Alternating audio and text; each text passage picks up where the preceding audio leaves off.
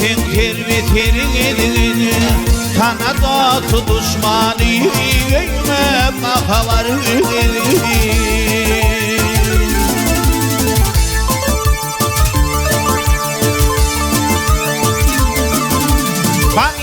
Benim ağzı sana Dayım kuşlu terbiyerini Gelsen dünya yüzüne Doğa kedi terbiyerini Korkturmaya gideceğim Yekeceğin yerini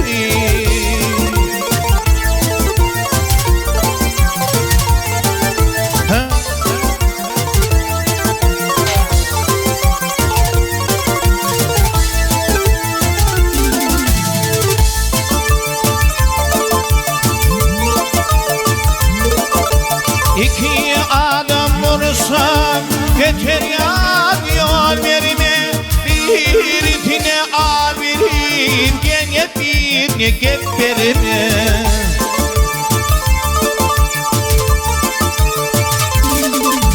Boğunu adımdan kaçma Kaçsam atla yerlerime Cananı gözüm bildir Bak yine kete yalvarıma Kırık yılmaya gidince Yekeceğin yeri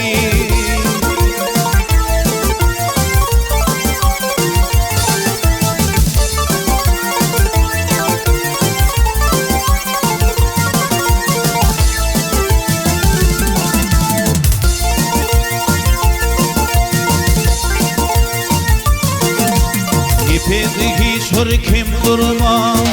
Dino duşuna yanı Pul tapmadan götürmey Ne kestilin ditmarın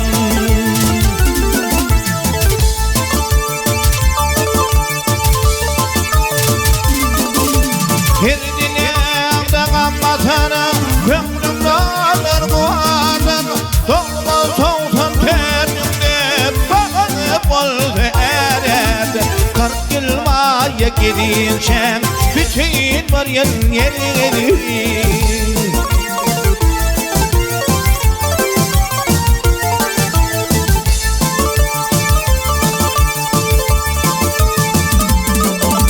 Herdine ağdan matanı Kömrüm dağlar boğazın Doğma soğutan tenimde Bağını bol erer Kırk yılmaya gideceğim Bütün var